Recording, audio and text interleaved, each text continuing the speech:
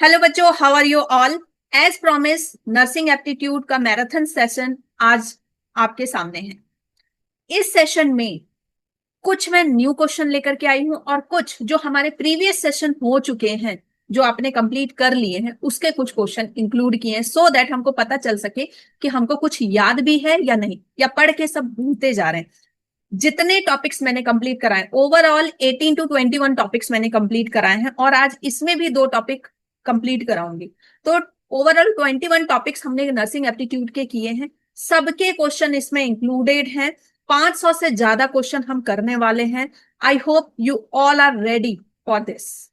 एक भी part miss मत करना, क्योंकि बेटा आप ये सोचो कि आपके साथ साथ जो भी बच्चा इस वीडियो को देख रहा होगा वो एक पार्ट मिस नहीं करेगा तो उसके चांसेस ज्यादा बन जाएंगे ना।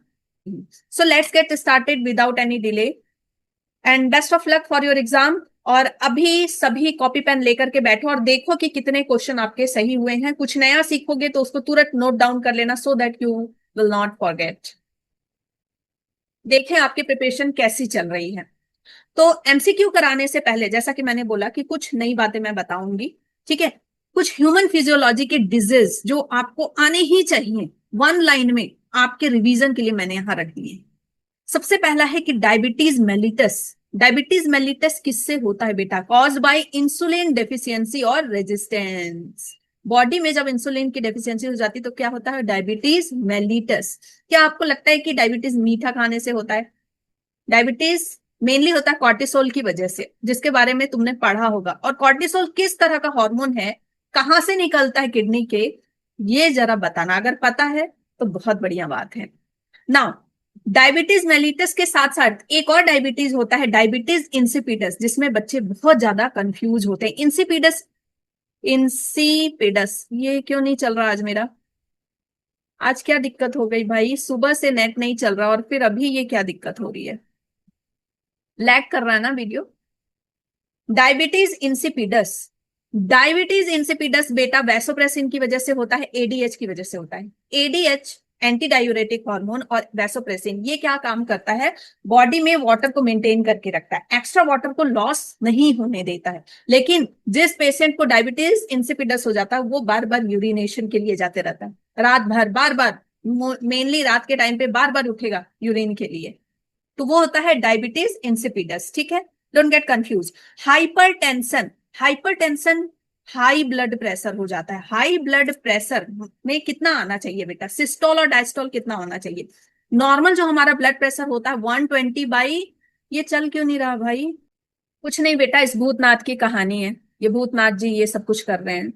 नेक्स्ट साइड में अच्छे से चलेगा, ठीक है। Hypertension, persistence of high blood pressure. High blood pressure में बेटा सिस्टोल कौन सा होता है, डायस्टोल कौन सा होता है? देखो जो नॉर्मल ब्लड प्रेशर होता है हमारा 120/80 mmHg होता है। देखो शांत हो गया ना भूत। 120/80 mmHg होता है, ठीक है। तो 120 जो है, जो सबसे बड़ा वो क्या है? सिस्टोल है। और 80 क्या है बेटा? डायस्टोल है। डायस्टोल है, ठीक है। और इसमें भी जब 140/90 हो जाए या उससे भी ज्यादा हो जाए तो उसको हम क्या कहते हैं? हाइपरटेंशन कहते हैं। ओके। और लो ब्लड प्रेशर जब हो जाता है तो कौन सा सिस्टम हमारी बॉडी में चलता है? Next, asthma. अस्थमा क्या है? Inflammation and narrowing of Airways. देखो अस्थमा एंड एम्फिजिमा, इन दोनों में बहुत कंफ्यूजन होता है, ठीक है। अस्थमा में इन्फ्लामेशन हो रहा है और नैरो हो रहा है हमारा एयरवेज, ठीक है। और emphysema, damage to the alveoli. Emphysema में alveoli, alveoli emphysema, alveoli emphysema, ऐसे याद रखना है, ठीक है। Alveoli emphysema. Next is anaemia, low haemoglobin, ये पता है। अगर ज्यादा हीमोग्लोबिन हो जाए तो क्या होता है? Polycythemia. Goitre, thyroid gland enlargement due to iodine deficiency. Iodine की डेफिशिएंसी हो जाती है तो एनलार्जमेंट हो जाता है ग्लैंड का और उसको क्या कहते हैं? गॉइटर कहते हैं। और गॉइटर को ही हम क्या कह रहे हैं बेटा? हाइपोथायरॉयडिज्म। थायरॉयडिज्म, ठीक है। हाइपोथायरॉयडिज्म, हाइपोथायरॉयडिज्म में क्या होता है कि आपका T3 T4 कम रहता है, TSH बेटा बढ़ा हुआ रहता है। एंड हाइपोथायरॉयडिज्म अगर प्रेग्नेंट लेडी को हो जाए तो जो बच्चा होता है वो मेंटली रिटार्डेड होता है। ये सारी एनसीईआरटी की लाइनें मैं बता रही हूं। मायोपिया, और इनसे क्वेश्चन बन सकता है आपका एग्जाम में। मायोपिया, मैंने कहा नर्सिंग एप्टीट्यूड और बायोलॉजी कंप्लीट कराती हुई जाऊंगी। Myopia, near sightedness, hyperthyroidism, hyperthyroidism, excess secretion of thyroxine hormone, मतलब कि T3 T4 बहुत ज्यादा सिक्रेट होगा, T3 T4 बहुत ज्यादा सिक्रेट होगा, और TSH बेटा कम होगा, ये आपको पता होना चाहिए। एंड हाइपरथायराइडिज्म का ही एग्जाम्पल है एक्सोप्थेल्मिक गॉइटर, एक्सोप्थेल्मिक गॉइटर। तो डोंट गेट कंफ्यूज बेटा, गॉइटर एंड एक्सोप्थेल्मिक गॉइटर में डिफरेंस है। गॉइटर हाइपोथायराइडिज्म में हो रहा है एंड एक्सोप्थेल्मिक गॉइटर हाइपरथायराइडिज्म में हो रहा है। एंड एक्सोप्थेल्मिक गॉइटर में चेहरा सूख सा जाता है, इनका मेटाबॉलिक रेट बहुत ज्यादा हाई हो जाता है, बहुत दुबले पतले हो जाते हैं, चेहरा सूख जाता है, गाल पिचक जाते हैं, आंखें बड़ी बाहर आ जाती हैं, और इसको कहते हैं ग्रेव्स डिजीज।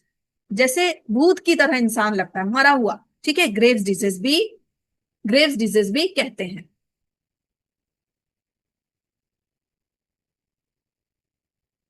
रिकेट, ये तो पता है, विटामिन डी की डेफिशिएंसी से होता है। ठीक है, softening of bones. Parkinson disease, degeneration of neurons causing tremors. Parkinson disease, degeneration of neurons causing tremors. एक होता है अल्जाइमर डिजीज, ये भी पता होना चाहिए, ब्रेन से रिलेटेड है। नेक्स्ट बेटा, हो गया तुम्हारा काम, जाओ तुम। Next, genetic disorder. हाँ, यहाँ चला के देख रही थी ना मैं। Genetic disorder and chromosomal disorder, दो तरह के डिसऑर्डर हैं। जेनेटिक डिसऑर्डर में बेटा जीन पे कुछ कमी आती है, और क्रोमोसोमल डिसऑर्डर में पूरा का पूरा क्रोमोसोम या तो डिलीट हो जाता है, या उसका कोई पार्ट कट जाता है, हट जाता है, या एक्स्ट्रा क्रोमोसोम हो जाते हैं, या कम हो जाते हैं, तो उसको बोलते हैं क्रोमोसोमल डिसऑर्डर। ठीक है, जेनेटिक डिसऑर्डर कौन कौन से हैं? सिकल सेल एनीमिया, एक साथ मैंने इसलिए लिख दिया सो दैट आपको याद करने में इजी रहे। जेनेटिक डिसऑर्डर में बेटा सिकल सेल अनीमिया सबसे पहले। ये क्यों होता है? Abnormal haemoglobin causing RBC sickling. RBC बेटा जो ये एल्पेनलीबेन की तरह होता है, वो कैसा हो जाता है? सिकल सेल आरबीसी होता है, और ये हीमोग्लोबिन को ज्यादा कैरी नहीं कर पाता है। और ये सिकल सेल एनीमिया किसकी वजह से होता है? किसके सब्सटीट्यूशन की वजह से होता है? ग्लूटामिक के वैलीन में। ठीक है, ग्लूटामिक एसिड के वैलीन में एक सिंगल जीन के सब्सटीट्यूशन की वजह से होता है। ग्लूटामिक के वैलीन में कन्वर्ट होने से क्या हो जाता है? Sickle cell anaemia. लेकिन पता है इसका बेनिफिट भी है, साउथ अफ्रीका में सिकल सेल अनीमिया के जो कैरियर होते हैं उनको मलेरिया नहीं होता है। Thalassaemia, thalassaemia defective haemoglobin synthesis, autosomal recessive है ये। और ये बेटा, ठीक है, थैलसेमिया में दो टाइप्स पाए जाते हैं, alpha thalassemia and beta thalassemia. Alpha thalassemia chromosome number 16 पे होगा, and beta thalassemia chromosome number 11 से रिलेटेड है। ठीक है, और इनको हमेशा बार बार ब्लड देना पड़ता है, बार बार ब्लड चढ़ाना पड़ता है इनको। हीमोफीलिया, हीमोफीलिया पता है एक्स लिंक डिसऑर्डर है, जिसमें ब्लड क्लॉटिंग नहीं होती है, और ब्लड एक बार अगर कहीं इनको कट लग गया तो वो निकलता ही जाता है। ठीक है, ये भी एक्स लिंक डिसऑर्डर है, रिसेसिव डिसऑर्डर है। डोमिनेंट डिसऑर्डर कौन कौन सा है, रिसेसिव डिसऑर्डर कौन कौन सा है, पता होना चाहिए बेटा। आप मेरी वन शॉट सीरीज जो इनकी है ना, वो जाकर के अगर देख लोगे बहुत बेनिफिट मिलेगा, बिल्कुल छप जाएगा दिमाग में, स्टोरी के थ्रू मैंने पढ़ाया सब कुछ। हीमोफीलिया किससे किस में ट्रांसफर होता है? हीमोफीलिया मदर से सन में ट्रांसफर होता है, क्योंकि एक्स लिंक्ड है।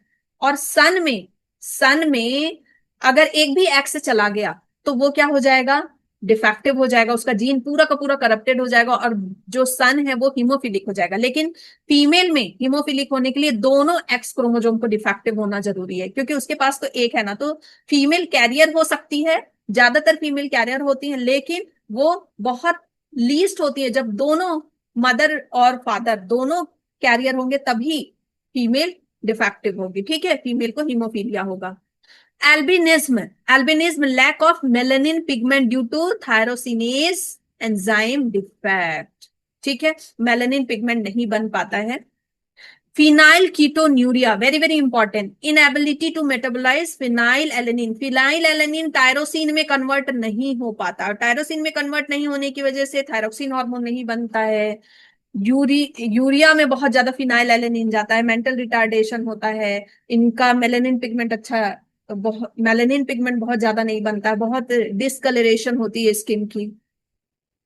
Colour blindness, x link disorder affective colour vision, जिसमें कि कलर, रेड कलर जो है मेनली वो नहीं दिखाई देता है, तो ऐसा लोग लाल टमाटर भी खरीदने जाते हैं तो इनको वो ब्लैक टाइप का टमाटर दिखता है, रेड रोज ब्लैक टाइप का दिखता है, तो उनको सिग्नल्स वगैरह कुछ नहीं दिखाई देते। तो colour blindness x link disorder है ये भी। ठीक है, ये भी क्या है, रिसेसिव है, एक्स लिंक है, मतलब कि मदर से सन में जल्दी जाएगा, तो मतलब लड़कों को ज्यादा होगा क्योंकि उनके पास एक ही एक्स है ना। डाउन सिंड्रोम, डाउन सिंड्रोम ये आ गया बेटा, ये कहां से आ गया इसमें, है ना, ना, क्रोमोजोमल डिसऑर्डर। क्रोमोजोमल डिसऑर्डर, अभी तक चीजें बेहतरीन लग रही हैं तो लाइक कर दो बेटा, बाद में नहीं बोलूंगी। शेयर तो तुम लोग करोगे नहीं, किसको ही करोगे, ऐसे करोगे भी नहीं, तो लाइक कर दो, कमेंट जरूर कर देना, अपना फीडबैक दे करके जरूर जाना। टीचर कोई बहुत ज्यादा मेहनत करता है आपके लिए, and you don't know what are my conditions.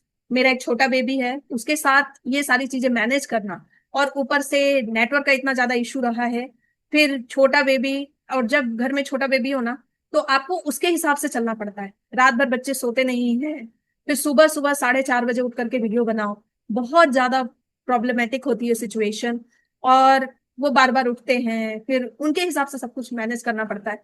So at least like और कमेंट जरूर करना, शेयर तो नहीं होगा, लाइक कमेंट करना, एंड वीडियो को, न्यू हो तो वीडियो को सब्सक्राइब जरूर करना, बिकॉज कोई आपके लिए बहुत ज्यादा मेहनत कर रहा है, किस कंडीशन में कर रहा है आप नहीं जानते। फिर उसके बाद इसको एडिटिंग करना, सब कुछ अपने ही हाथ में होता है, I don't have any team और एनीथिंग, तो सब कुछ खुद ही करना होता है। Now chromosomal disorder, down syndrome, इसमें सबसे पहला है down syndrome, trisomy of chromosome 21 की वजह से होता है, और इसके जो फीचर्स होते हैं, जो इसके सॉरी सिम्टम्स होते हैं, साइंस होते हैं, ये आपको पता होने चाहिए। Now Klinefelter syndrome, Klinefelter syndrome में को एक्स्ट्रा एक्स क्रोमोसोम आ जाता है, किसमें, मेल में, है ना। क्लीन फिल्टर में बिल्कुल क्लीन बोल्ड हो गया मेल, भाई वो स्टेराइल हो गया, क्लीन बोल्ड हो गया, स्टेराइल हो गया, क्योंकि उसमें एक्स्ट्रा एक्स क्रोमोसोम है, दिख तो रहा है लंबा चौड़ा लेकिन आवाज उसकी लड़की की तरह है ना। ब्रेस्ट एनलार्जमेंट है।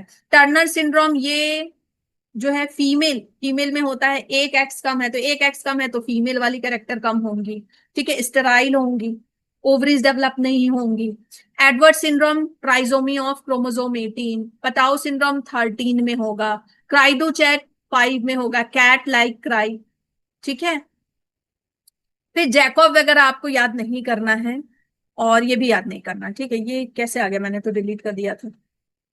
चलो ठीक है। बैक्टीरियल डिजीज इन ह्यूमंस, कौन कौन से बैक्टीरियल डिजीज हैं, प्रोटोजोअल डिजीज, वायरल डिजीज, ये सब बेटा इसकी बहुत फिल्मी ट्रिक मैंने डाली है, ठीक है, वो आप देख सकते हो, ट्रिक वाली वीडियो में जा करके देखना हो तो, ऐसे याद है तो अच्छी बात है। ऐसे बैक्टीरियल डिजीज मोस्टली नाम देख के ही पता चल जाता है। टाइफाइड किससे होता है, सैल्मोनेला टाइफी। निमोनिया कैसे है, स्ट्रेप्टोकोकस निमोनिये, है ना। हिमोफीलियस इन्फ्लुएंजे, नाम से ही पता चल रहा है बेटा। डिप्थेरिया, डिप्थेरिये, देख रहे हो, नाम से ही पता चल रहा है। प्लेग किससे हो रहा है, Yersinia pestis, Yersinia pestis, plague, plague pestis. Tetanus किससे हो रहा है, क्लोस्ट्रीडियम टेटनी। कॉलरा किससे हो रहा है, विब्रियो कॉलरे। ट्यूबरक्लोसिस किससे हो रहा है, माइकोबैक्टीरियम ट्यूबरक्लोसिस। तो इनको ना देख के पता चल रहा है कि ये बैक्टीरिया से हो रहे हैं, और इन किससे हो रहा है, इनका एजेंट क्या है, पीछे नाम से ही पता चल रहा है। लेप्रोसी, माइकोबैक्टीरियम लेप्रे, देखो, ट्यूबरक्लोसिस में माइकोबैक्टीरियम ट्यूबरक्लोसिस, लेप्रोसी में माइकोबैक्टीरियम लेप्रे, ठीक है। प्रोटोजोअन में थोड़ा सा कंफ्यूजन होता है, जब आपका मैच द फॉलोइंग अगर आ जाता है तो। मलेरिया, ठीक है, मलेरिया होता है प्लाज्मोडियम की वजह से, और जो वेक्टर उसका होता है, वेक्टर होता है वो कौन होता है, फीमेल एनोफिलीज मॉस्किटो। मॉस्किटो का नाम भी याद रखना है ना, जो कुड़ी है उसका नाम याद रखना है आपको। और जो सबसे सबसे जो फैटल टाइप की होती है, सबसे भयानक जो होती है, वो कौन सी होती है बेटा, amoebiasis, amoebiasis, amoebic dysentery, Entamoeba histolytica. Amoebiasis किससे हो रहा है बेटा? एंटमीबा। देखो नाम से पता चल रहा है, अमीबा अमीबा अमीबा अमीबा। इसके फीचर्स क्या क्या है? अमीबियासिस के फीचर क्या क्या है? कौन सा पार्ट बॉडी का, कौन सा पार्ट अफेक्ट करता है? इंटेस्टाइन करता है, तो इंटेस्टाइन का कौन सा पार्ट अफेक्ट करता है? एस्केरियासिस और अमीबियासिस में क्या डिफरेंस है? Sleeping sickness, Trypanosoma brucei, then kala azar, Leishmania, giardiasis giardia, toxoplasmosis toxoplasma. तो नाम देख के पता चल रहा है, लेकिन मेनली आपको सिम्टम्स याद रखने हैं मलेरिया के, अमीबियासिस के, एस्केरियासिस के। ठीक है, इन सबके सिम्टम जरूर याद रखना। फिर टाइफाइड का, बैक्टीरियल वैक्सीन, बैक्टीरियल वैक्सीन, इसीलिए मैं बार बार बोल रही हूँ ह्यूमन हेल्थ एंड डिजीज मेरे लेक्चर में जो वन शॉट सीरीज है उसका जरूर लगा ना। बैक्टीरियल वैक्सीन के फुल फॉर्म बीसीजी, बैसिलस क्लेमेटेगरिन। अब भी याद कर लो, सो दैट अभी जो क्वेश्चन आएगा उसमें तुमको बने। ठीक है, डीपीटी का डिप्थेरिया, पर्ट्यूसिस, टेटनस, और ऐसे मेरे बच्चों को याद होगा। तुम लोगों को मैं ये सब कई बार करा चुकी हूँ ना बेटा। ठीक है, तो हम आगे बढ़ते हैं, आगे बढ़ते हैं, इसका स्क्रीनशॉट ले लो। पेंटावेलेंट वैक्सीन में क्या आता है? डीपीटी आता है, हेपेटाइटिस बी आता है, और हीमोफिलस इन्फ्लुएंजे टाइप बी। ठीक है, नाउ अब है लेवल्स ऑफ ट्रीटमेंट। जो ट्रीटमेंट कराते हैं हम, उसके कितने लेवल्स होते हैं? प्राइमरी ट्रीटमेंट, देखो बेटा इसको ना इतना ज्यादा टेंशन लेके नहीं पढ़ना कि अरे अब ट्रीटमेंट कैसे पढ़े। ठीक है, नया टॉपिक।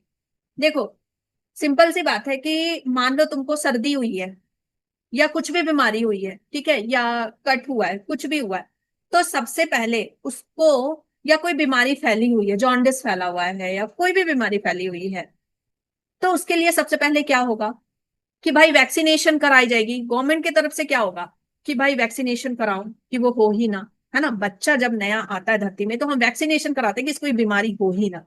ठीक है, हेल्थ एजुकेशन वगैरह की, भाई हाइजीन वगैरह का ध्यान रखना है सब। उसके बाद सेकेंडरी ट्रीटमेंट में हम क्या कर रहे हैं कि सेकंड स्टेप उठा रहे हैं। जैसे कि मान लो ट्रीटमेंट ऑफ कॉमन कोल्ड आपने किया, प्राइमरी ट्रीटमेंट कुछ कुछ किया, ठीक है। सेकेंडरी ट्रीटमेंट में अब पता है वो ठीक नहीं हुआ, प्राइमरी ट्रीटमेंट में आपने हल्की फुल्की कोई मेडिसिन खाई, घरेलू उपचार किया, नहीं ठीक हुआ। सेकेंडरी ट्रीटमेंट में आप क्या कर रहे हो? ब्लड टेस्ट करा रहे हो, ठीक है, ब्लड टेस्ट करा रहे हो, एक्सरे वगैरह करा रहे हो, ठीक है। फिर टर्शियरी ट्रीटमेंट में उससे आगे बढ़ रहे हैं, सर्जरी वगैरह हो रही है, ठीक है, कार्डियक सर्जरी हो रही है, जैसे आईसीयू में कैंसर ट्रीटमेंट हो रहा है, बाईपास सर्जरी वगैरह हो रही है, एंड लास्ट में हो गया आपका preventive.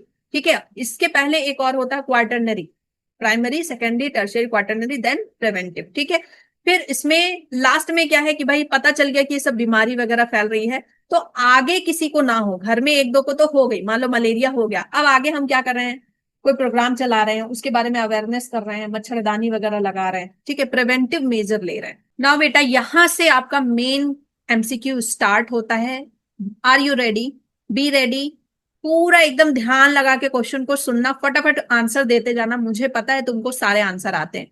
In which year was the Indian nursing council establish? कब स्टेब्लिश हुआ था बेटा, फटाक से बताओ। 1948 में, जस्ट आजादी के एक साल बाद। The Indian nursing council operates under which act? कौन से एक्ट के अंदर? पहले एक्ट बनता है, देन फिर वो स्टैब्लिश होता है, तो कौन सा एक्ट बेटा? इसके जस्ट पहले 1947, Indian nursing council act 1947। What is the primary function of the Indian nursing council? इसका प्राइमरी फंक्शन क्या होता है? Accrediting nursing colleges and program, accrediting nursing colleges and program. बेटा अगर मान लो तुमको क्वेश्चन नहीं बनेगा, बार बार बोल रही हूँ कि एलिमिनेशन मेथड अपनाना। Conducting NEET exam, NEET exam से इनको कोई लेना देना नहीं है। अपॉइंटिंग डॉक्टर, डॉक्टर से लेना देना नहीं है। Approving pharmaceutical company, no. Last में क्या बच्चा? एक्रीडिटिंग नर्सिंग। तो क्वेश्चन देख के वहां डरना नहीं है, एलिमिनेशन मेथड अपनाओगे तो बन जाएगा कुछ क्वेश्चन। ऐसे नर्सिंग हिस्ट्री से कुछ क्वेश्चन ऐसे आएंगे जो तुमको बिल्कुल हवा नहीं लगने, मतलब कि तुम उसमें तुक्का नहीं मार सकते। Where is the headquarter of the Indian nursing council located? अब हेडक्वार्टर नहीं पता तो क्या लिख दोगे, है ना, New Delhi. Next, who is the official regulatory authority for maintaining uniform standard of nursing education in India? हर जगह नर्सिंग एजुकेशन एक जैसी हो, इस चीज को कौन मेंटेन करके रखता है बेटा? Indian nursing council. ठीक है। A core profession, professional value expected in nurse, nurse में जो कोर प्रोफेशनल वैल्यू होनी चाहिए वो क्या होना चाहिए? बायस होनी चाहिए? नो। इनडिफरेंस होनी चाहिए कि भाई तुमसे मतलब नहीं, इससे मतलब है, वैसा नहीं होना चाहिए। ऑथोरिटिज्म होना चाहिए? नहीं। सिर्फ ये नहीं होना चाहिए, एम्पैथी होना चाहिए उनके अंदर, तभी तुम अच्छी नर्स कहलाओगे। Which of the following is not a part of the nursing process? Nursing process का कौन सा पार्ट नहीं है? असेसमेंट है, मैंने सीक्वेंस बताया ना, सबसे पहले असेसमेंट होता है उसमें। जो भी सीक्वेंस होता है नर्सिंग में उसमें सबसे पहले असेसमेंट होता है, ठीक है। डायग्नोसिस होता है, इम्प्लीमेंटेशन होता है, लेकिन लिटिगेशन नहीं होता। लिटिगेशन का मतलब है कि लॉ, ठीक है। कोई आया है, उसके कोर्ट कचहरी वाले मामले में तुमको नहीं पढ़ना है कि आगे ये क्या करेगा नहीं करेगा। Who is known as the founder of modern nursing? Lamp भी इनको कहा जाता है। मॉडर्न नर्सिंग कौन है? Florence Nightingale. अभी नाम तो याद हो गया होगा बेटा। इनके बर्थ एनिवर्सरी कब है? 12 मई, 12 मई, इसीलिए इसको 12 मई को नर्स डे भी मनाया जाता है। The word nurse is derive from the Latin term, बताओ जल्दी। न्यूट्रीसियस, न्यूट्रीसियस, कंफ्यूजिंग है ना? लेकिन तुमको तो आता है, तुमने पढ़ रखा है सब। Florence Nightingale is associated with which war? That is Crimean war. मैंने कहा था कि कुछ पुराने क्वेश्चन होंगे, कुछ नए क्वेश्चन भी ऐड किए, पूरा मिक्स है बेटा। तो एक भी पार्ट आप में छोड़ नहीं सकते, एक भी पार्ट स्किप नहीं कर सकते। The Nightingale pledge is primarily related to research से नहीं, पेशेंट के राइट से नहीं, हॉस्पिटल से नहीं, क्या? Nurse professional ethics. Who started the first school of nursing in India? किसने स्टार्ट किया था? गवर्नमेंट जनरल हॉस्पिटल मद्रास, सबसे पहले फर्स्ट स्कूल इन इंडिया किसने स्टार्ट किया था? None of this, none of this. किसने किया था बेटा? ब्रिटिश गवर्नमेंट ने किया था 1871 में। ठीक है, 1871 में किसने किया था? ब्रिटिश गवर्नमेंट ने किए, ब्रिटिश गवर्नमेंट ने किया था। International nurse day is celebrated on, international nurse day is celebrated on May 12। Quality of nursing care can be improved by, इसका आंसर दो, सब पढ़ा चुकी हूं बेटा। That is proper documentation. अभी लाइव होता तो कितना मजा आता, बट मैं ले नहीं सकती। Which one is the first step of nursing job? Nursing job का सबसे पहला स्टेप क्या होता है? असेसमेंट। पूरा सीक्वेंस आपको याद होना चाहिए जो बताया था। Which quality is not considered essential in a professional nurse? That is confidentiality होना चाहिए, सबसे इंपॉर्टेंट है। रिलेबिलिटी होना चाहिए, कॉम्पेशन होना चाहिए, लेकिन इनडिफरेंस नहीं होना चाहिए कि भेदभाव कर रहे हैं। विच committee recommended the Indian nursing council act? 1947 में जो बना, वो किसने की दिया था? भोरे कमिटी। ये कुछ नर्सिंग की हिस्ट्री है जो पता होना चाहिए। Choose the word which is different from the rest. Syringe, thermometer, stethoscope, microscope. क्या बेटा, क्या अलग लग रहा है? माइक्रोस्कोप बिल्कुल अलग है, ठीक है। ये आपके पास हो सकता है, सिरिंज, थर्मामीटर, स्टेथोस्कोप आप कैरी कर सकते हो। माइक्रोस्कोप कहाँ होगा? लैब में होगा। The instrument use to check blood pressure is sphygmomanometer. Sphygmomanometer कौन से, किसके लिए, क्या मेडिकल इक्विपमेंट्स है? ये मैं पहले ही बता चुकी हूँ, शॉर्ट्स में एक वीडियो डाला था, पूरा यूज सब कुछ बहुत अच्छे से बताया बेटा। If a patient collapse in front of you, the first action तुम क्या करोगे? फर्स्ट एक्शन तुम्हारा क्या होगा? ऑक्सीजन देने लगोगे, रेस्पॉन्सिव चेक करोगे उसका, start IV fluid, call family. तुम क्या सोचोगे? फैमिली को बुलाना सही है? नहीं, सबसे पहले भाई उसका रेस्पॉन्सिवनेस चेक करोगे। फैमिली उमली को बुलाने के चक्कर में पता चला गया, हैप्पी बर्थडे हो गया उसका, पहले चेक करोगे कि भाई रेस्पॉन्स कर रहा है कि नहीं, है ना।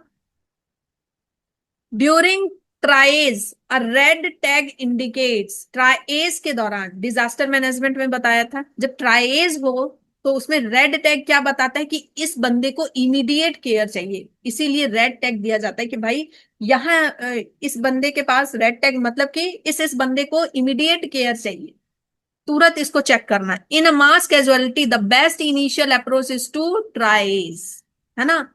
Triage to maximise survivor, triage कर। राइस स्टैंड फॉर, बताया था। राइस फर्स्ट एड में था बेटा। फर्स्ट एड में। और राइस किस में यूज किया जाता है? राइस यूज किया जाता है अगर फ्रैक्चर हो गया, कुछ स्ट्रेन आ गया है ना, उसमें होता है। तो उसमें सबसे पहले रेस्ट कराया जाता है, फिर आइस लगाया जाता है। लेकिन कुछ लोग क्या करते हैं, गर्म सेक दे देते हैं। नहीं, जब फ्रैक्चर है, कुछ स्ट्रेन है, कुछ चोट है, मोच है, तो सबसे पहले रेस्ट कराएंगे, आइस करेंगे, कंप्रेशन देंगे, एंड देन फिर उस पैर को, हाथ को उठा के रखेंगे। एलिवेशन मेथड होगा, ठीक है। ऐसे ही आपको नोज ब्लीडिंग में फर्स्ट एड क्या होना चाहिए, शॉक में फर्स्ट एड क्या होना चाहिए, सब बेटा पता होना चाहिए। बर्निंग में फर्स्ट एड क्या होना चाहिए।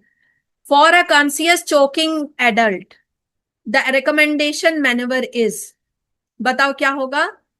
Back blows only, head tilt, chin lift ऐसे करेंगे, एब्डोमिनल थ्रस्ट, हेलमिच करेंगे। हेलमिच बताया था ना, वीडियो भी दिखाया था इसका। यूं ऐसे पीछे से आपको क्या करना, पकड़ना है, और जो ऊपर का जो थोरैसिक वाला लेवल है और जो आपका एब्डोमिनल वाला है, उसके बीच में जो जगह है, वहां पे यूं ऐसे मुट्ठी बांध करके ऐसे उसको पीछे से दबाना है ना, उसको लीन करके आगे की तरफ, हेलमिच। इसी को कहते हैं abdominal abdominal thrust. First aid for a suspected fracture include, suspected है कि फ्रैक्चर हुआ है कि नहीं हुआ, तो उसके लिए क्या फर्स्ट एड करोगे। फोर्सफुल मैनिपुलेशन कर दोगे, स्प्लिंटिंग करोगे joint above and below, early ambulation, या टाइट टॉर्निक करोगे। क्या करोगे इसमें बेटा, स्प्लिंटिंग करते हैं। स्प्लिंटिंग मतलब कि हैंग करना ऐसे, ठीक है, जैसे हाथ वाथ में होता है ना, तो टाइट से नहीं, ऐसे बांध देते हैं रुमाल से या किसी चीज से, यूं लटका के रखते हैं। किसी को फ्रैक्चर अगर हुआ है तो उसका क्या करते हैं हम, ऐसे ऐसे लटका के रखो, हाँ लटका के रखते हैं ना, बांध के ऐसे ऐसे रखो, इसको हिलाना डुलाना नहीं। The causative agent of tuberculosis is, देखो नाम से पता चल रहा, और अभी बताया भी, tuberculosis, Mycobacterium tuberculosis. Fear of hospital is, कुछ फियर से क्वेश्चन आ सकते बेटा, ये फियर वो फियर। इसमें दिखा नहीं मुझे, मैंने एक ऐड किया था, पता नहीं बहुत सारे स्लाइड्स कहाँ चले गए भाई। Fear of hospital is, that is nosocomephobia, nosocomephobia, ठीक है। नॉस्कॉम, मैंने ये टर्म पढ़ाया है बेटा आपको, अभी आगे भी तुमको मिलेगा। ये टर्म मैंने पढ़ाया है कि जब किसी पर्सन की वजह से बीमारी फैलने का, मतलब हॉस्पिटल में बीमारी फैलने का डर रहता है ना, तो उसको नॉस्कॉमियल, हाँ ठीक है। फिर है the classical symptoms triad of malaria include, classical symptom triad of malaria. Symptom क्या क्या है बेटा इसके, फीवर आता है, ठंड लग के फीवर आता है, स्वेटिंग होती है, fever, chill and sweating. The infectious agent of tetanus, जिसमें टिटनी लिखा होगा, क्लॉस्ट्रीडियम टिटनी। अब मान लो क्लॉस्ट्रीडियम टिटनी के साथ बटुलिनियम टिटनी लिखा हो, है ना, स्ट्रेप्टोकोकस टिटनी लिखा, तो वहां फंस जाओगे ना। तो याद कर लो, क्लॉस्ट्रीडियम टिटनी, दो दो बार टी है, जैसे टिटनस में टी टी है ना, यहाँ पे भी ट्रीडियम टिटनी ऐसे, ठीक है। Insulin is secreted by, insulin बेटा कहाँ सिक्रेटेड होता है, पैनक्रियाज। पैनक्रियाज में करेला जैसा दिखने वाला हमारा पैनक्रियाज, जिसमें millions of islets of Langerhans होते हैं, आइलेट्स ऑफ लैंगरहांस होते हैं, लैंगरहांस। और पैनक्रिया एक ऐसा ग्लैंड है जो कि एक्सोक्राइन है, एंडोक्राइन है, दोनों है, ठीक है। और ये आइलेट्स ऑफ लैंगरहांस इसमें होते हैं मिलियंस ऑफ। अब इन millions of islets of Langerhans में अल्फा सेल और बीटा सेल होते हैं। Alpha cell of beta pancreas निकालता है ग्लूकागॉन, ठीक है, ग्लूकागॉन। और बीटा सेल निकालता है बेटा इंसुलिन, इंसुलिन। ये दोनों भाई मिल करके ग्लूकोज का लेवल मेंटेन रखते हैं। इंसुलिन ग्लूकोज का लेवल कम करता है, ज्यादा है तो, ठीक है, ग्लूकोज को ग्लाइकोजन में कन्वर्ट करता है। और ग्लूकागॉन, नाम से ही पता चल रहा है, ग्लूकागॉन क्या करता है बेटा, ग्लूकोज का लेवल बढ़ाता है। जो बड़े बड़े लड्डू जो लीवर ने बनाए ना, ग्लाइकोजन, उसको कन्वर्ट करता है ग्लूकोज में। खासकर जब तुम फास्टिंग में हो तो ग्लाइकोजन कन्वर्ट होता है ग्लूकोज में। और जब तुमने ज्यादा मीठा खा लिया, ज्यादा ग्लूकोज बन गया, ज्यादा खाना खा लिया, ज्यादा ग्लूकोज बन गया है, तो ग्लूकोज कन्वर्ट होता है ग्लाइकोजन में with the help of insulin. Next ADH, vasopressin is released from, vasopressin किससे रिलीज होता है बेटा, पोस्टेरियर पिट्यूटरी से। एंटीरियर पिट्यूटरी से बहुत सारे हार्मोन निकलते, कौन कौन से बताना, मतलब तुमको पता है तो अच्छी बात है। पोस्टीरियर पिट्यूटरी जिसको न्यूरो हाइपोफाइसिस भी बोलते हैं, ठीक है, इससे निकलता है और ये बना बनाया रहता है। यहां पर कोई पोस्टीरियर पिट्यूटरी में सिंथेसिस नहीं होता है ना। ये माँ का बिगड़ैल बच्चा है जिसको माँ स्पून फीडिंग करती है, तो हाइपोथैलेमस बना के देता, ले भाई बस तू सिक्रेट कर दे, ठीक है। तो यहां से सिक्रेट होता है पैराथार्मोन, और ये क्या करता है, वाटर को बैलेंस करके रखता है, एक्स्ट्रा वाटर आयंस को निकलने नहीं देता है रेनल ट्यूब्यूल से।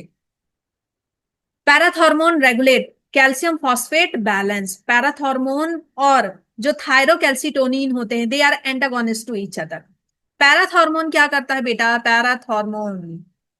पैराथॉर्मोन क्या करता है, कैल्शियम का लेवल बढ़ाता है बॉडी में, कैल्शियम का लेवल बढ़ाता है बॉडी में बाई बाई एब्जॉर्बिंग। ये फूड से कैल्शियम एब्जॉर्ब करता है, बोन से कैल्शियम एब्जॉर्ब करता है, रीनल सिस्टम से कैल्शियम एब्जॉर्ब करता है, पूरा बॉडी में कैल्शियम का लेवल बढ़ा के रखता है। मतलब ब्लड में कैल्शियम का लेवल होना चाहिए, नहीं तो ब्लड फ्लो में दिक्कत आती है, ठीक है।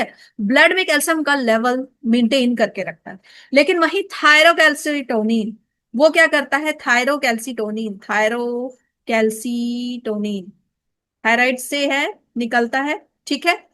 थायराइड ग्लैंड से थायरोकैल्सिटोनिन कैल्शियम का लेवल क्या करता है, घटाता है, ये बाहर फेंकता है। एक्स्ट्रा कैल्शियम जब तुम्हारे बॉडी में ज्यादा कैल्शियम ले रहा हो तो कैल्शियम को बाहर फेंकता है बॉडी से, ठीक है। और जो फूड से उसके रीअब्जॉर्प्शन को रोकता है। Next, cortisol is produced in the, cortisol बहुत ही बेकार हार्मोन जो कि इस एग्जाम के टाइम पे तुम्हारे अंदर निकलेगा, ठीक है। कॉर्टिसोल बहुत बेकार हार्मोन है। ये हार्ट पे वर्क करता है, तुम्हारे इंसुलिन पैनक्रियास पे वर्क करता है, किडनी पे वर्क करता है, जिसकी वजह से भयंकर भयंकर बीमारियां होती हैं।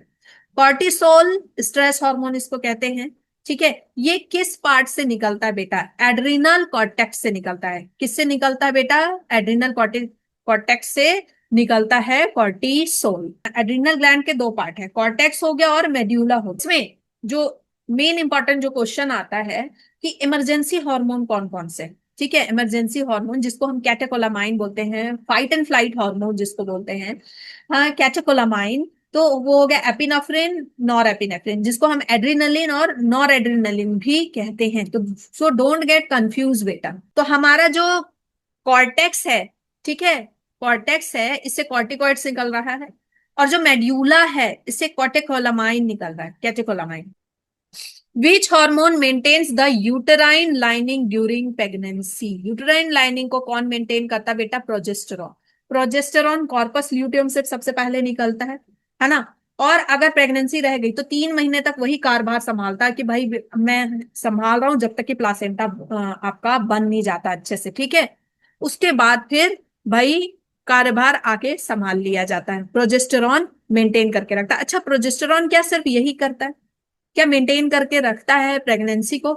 एनसीईआरटी में कुछ और भी दिया है। एनसीईआरटी में दिया है कि प्रोजेस्टेरॉन मेंटेन करने के साथ साथ बेटा mammary gland, these are the hidden lines, mammary gland को डेवलप करने में हेल्प करता है, एल्वियोलाई को बनाता है, एल्वियोलाई जो कि मिल्क स्टोरिंग पार्ट है, ठीक है।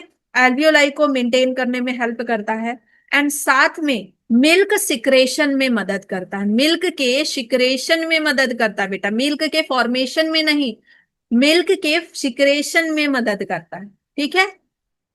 और इसके साथ मेमोरी ग्लैंड के फॉर्मेशन में ईस्ट्रोजेन भी वर्क करता है, ईस्ट्रोजेन, ईस्ट्रोजेन भी वर्क करता है बेटा, ठीक है। ये सब आपके एनसीईआरटी में दिया, हिडन लाइंस है। Relaxin hormone is secreted during pregnancy. किस लिए सिक्रेट होता है बेटा रिलैक्सिन हार्मोन, और कहां से सिक्रेट होता है? क्या ये प्लासेंटा से सिक्रेट होता है या ये ओवरी से सिक्रेट होता है? कहां से सिक्रेट होता है? पेरी पेरी हार्मोन सिक्रेट होते हैं ना, PERI। हम्म, कौन कौन से पेरी पेरी हार्मोन है? That is progesterone, oestrogen, relaxin and inhibin, ठीक है। तो रिलैक्सिन कहां से सिक्रेट होता है? एंड रिलैक्सिन का काम है relax the pelvic ligament, relax the pelvic ligament, ठीक है। Now BMI, basal metabolic index, इस कैसे कैलकुलेट करते बेटा? वेट बाई हाइट, ये तो हमको पता है मैम, लेकिन इसका यूनिट मैंने बोला था ना, यूनिट याद रखना आपको। यूनिट क्या होता है? केजी पर मीटर स्क्वायर। इसका क्वेश्चन कराया था ना, मीटर इंटू मीटर। हाँ, और अगर सेंटीमीटर में दिया होगा तो मीटर में कन्वर्ट करना होगा आपको। बीएमआई की सारी यूनिट बताई थी आपको, कब ओबीज होता है, कब अंडरवेट होता है, कब ओवरवेट हो जाता है। ठीक है, बीएमआई अगर 18.5 से 24.9 है तो ये क्या कहलाता है बेटा? बताओ, 18.5 से 24.9 है तो क्या कहलाता है? नॉर्मल। क्या कहलाता है? नॉर्मल।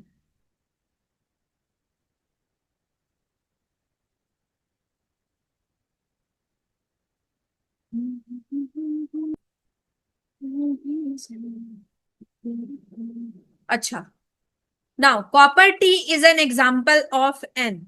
कॉपर टी, अब यूटराइन डिवाइसेस पे आ गए तो कॉपर टी जो है ये कैसा डिवाइस है बेटा? हार्मोन इम्प्लांट है, इंट्रा यूटराइन डिवाइस है, बैरियर मेथड है, क्या है? क्या है? ये है इंट्रा यूटराइन डिवाइस। अंदर इंसर्ट होता है ना यूटरस में, नाम से देखो पता चल रहा है यूटरस में, है ना, अंदर इंसर्ट किया जाता है। The safest contraceptive method for protection against STI is, safest method कौन सा है बेटा? Condom. Emergency contraception is most effective when taken with in, कितने देर में लिखा लिया जाए तो मोस्ट इफेक्टिव होता है? That is 72 hour, within 72 our.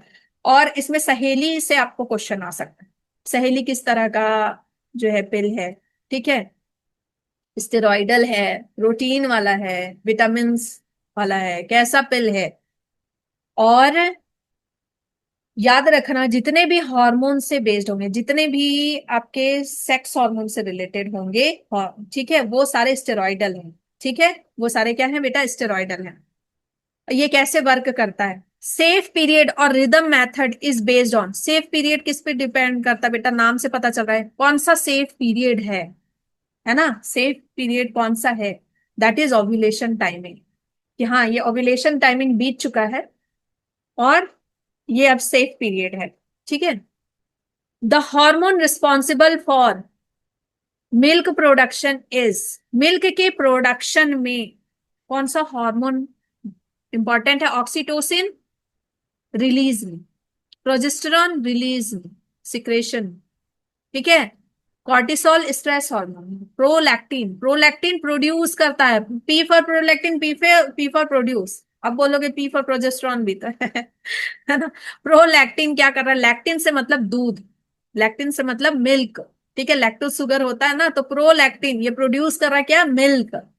And progesterone क्या कर रहा है? मेमरी ग्लैंड को बनाने में एंड सिक्रेशन में हेल्प करता है बेटा। The hormone responsible for milk ejection, let down reflex. बताओ, मिल्क इजेक्शन में कौन सबसे ज्यादा हेल्प करता है? That is oxytocin, that is oxytocin. ठीक है, मिल्क इजेक्शन में जैसे ही बच्चा आता है दुनिया में, एक ऑक्सीटोसिन हार्मोन उस समय बहुत ज्यादा बिल्ड होता है ना, कॉन्ट्रेक्शन के लिए भी। जैसे ही बच्चा जन्म लेता है, एक बॉन्डिंग बननी जरूरी है माँ और बच्चे के बीच में, नहीं तो माँ को लगेगा अरे इतना पेन करके मैंने इसको जन्म दिया, बेकार बच्चा, ऐसा फील होगा अगर ये हार्मोन नहीं पैदा हो। ठीक है, माँ अपने बच्चे को फेंक सकती है, मार सकती है रात में जगाने की वजह से, वो खुद इतने पेन में है, लेकिन सिर्फ ऑक्सीटोसिन है, सब केमिकल लोचा है बेटा। ऑक्सीटोसिन यही है जो प्यार में पड़ाता है, यही है जो बच्चे को माँ से मिलाता है, बच्चे और माँ के बीच में बॉन्ड पैदा करता है, और माँ के अंदर एक फीलिंग लगा लाता है। रात रात भर माँ जगती है सिर्फ ऑक्सीटोसिन की वजह से। ठीक है, सो ऑक्सीटोसिन, और बच्चा पैदा होते ही तुरंत फिर मिल्क का इजेक्शन होता है, तुरंत मिल्क निकलता है, दैट इज ऑक्सीटोसिन। ठीक है, that is due to oxytocin.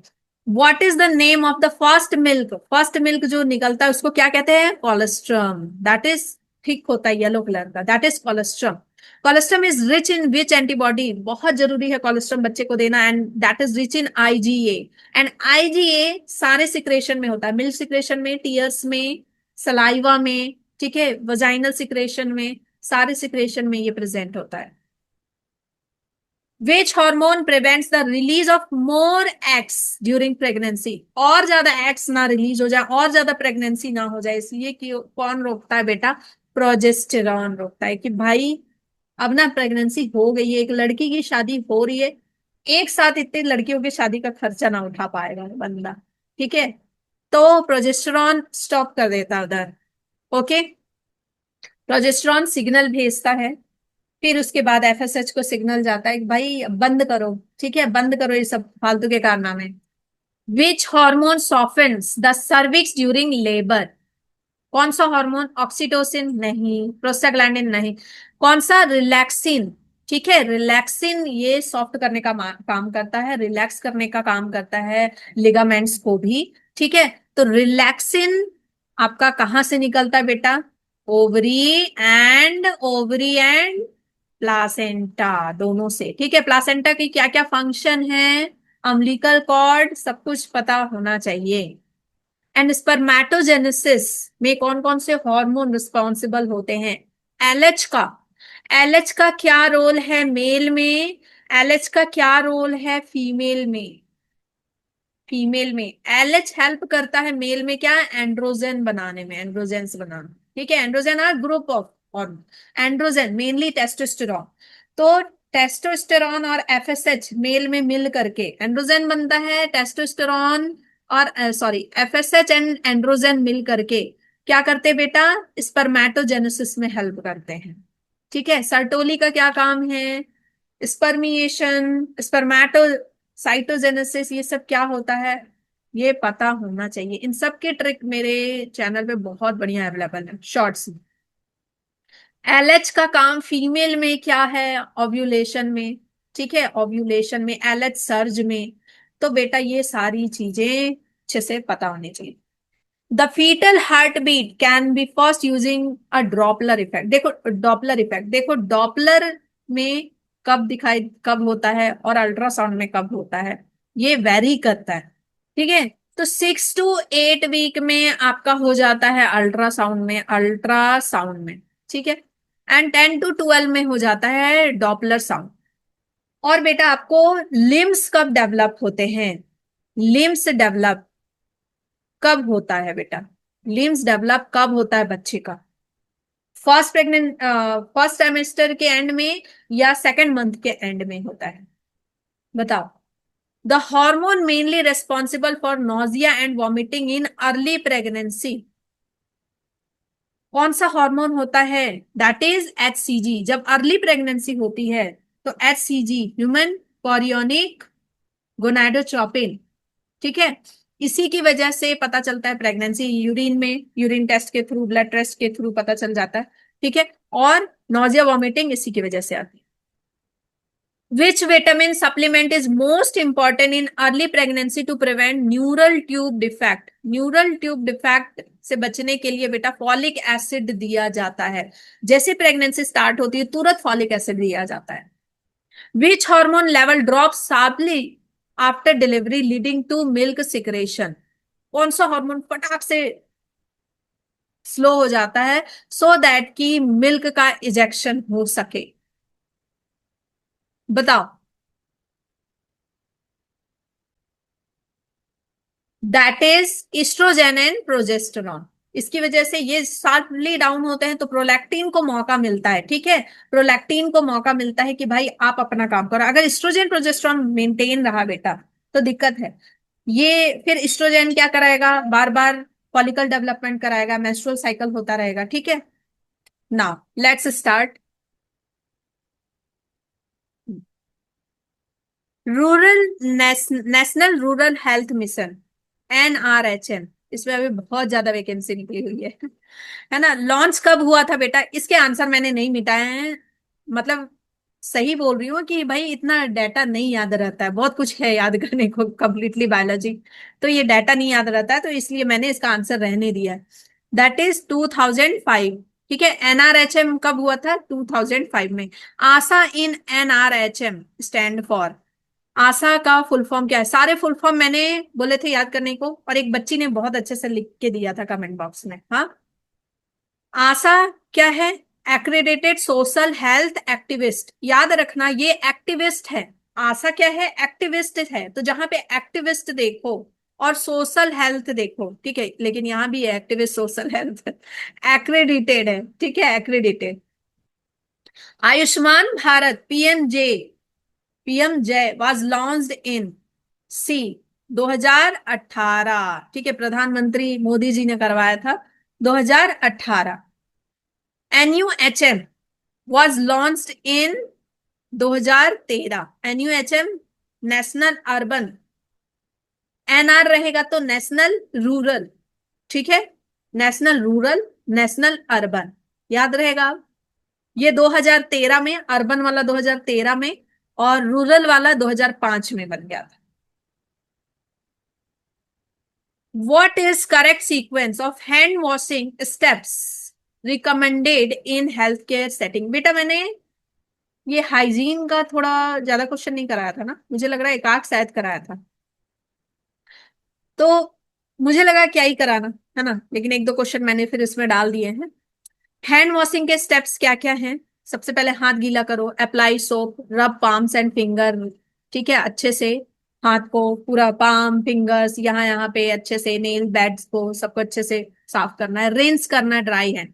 और इसका टाइमिंग क्या होता है? अगर आप अल्कोहल, अल्कोहल मतलब sanitizer, alcohol based hand wash कर रहे हो, है ना, अल्कोहल बेस्ड हैंड वॉश कर रहे हो तो 20 second.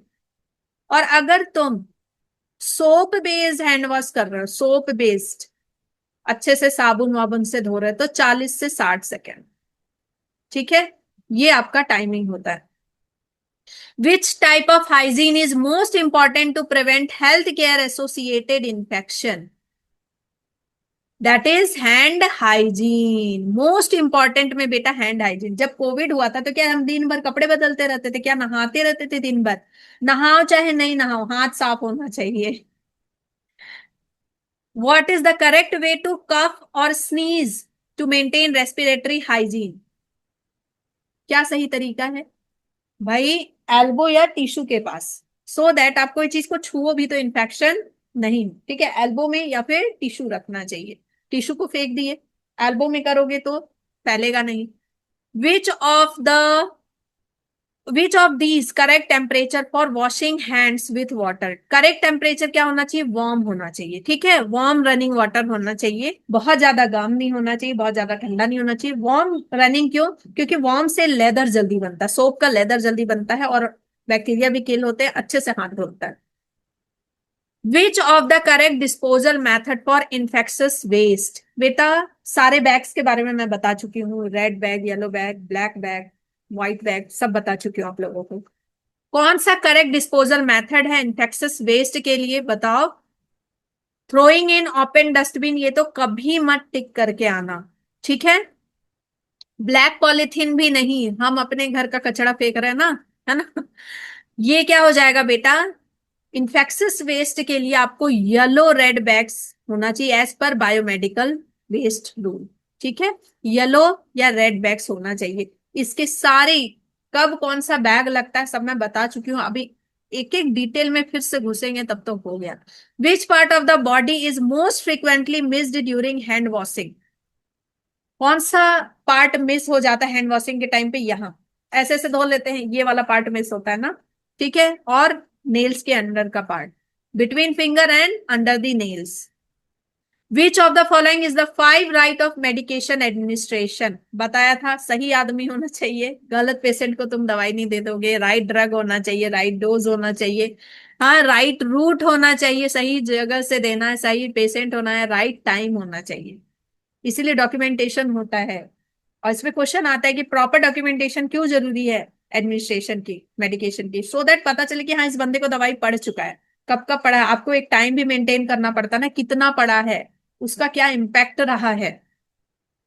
What is the correct angle of intramuscular injection? That is 90 degree पे, लेफ्ट हैंड पे 90 डिग्री पे, है ना, लेफ्ट हैंड पे मेनली बीसीजी पड़ता है, और ओ सॉरी 90 डिग्री पे, ठीक है 90 डिग्री। क्यों और उस पे मार्क क्यों रहते ये भी बताया था। Which route of drug administration has the fastest action?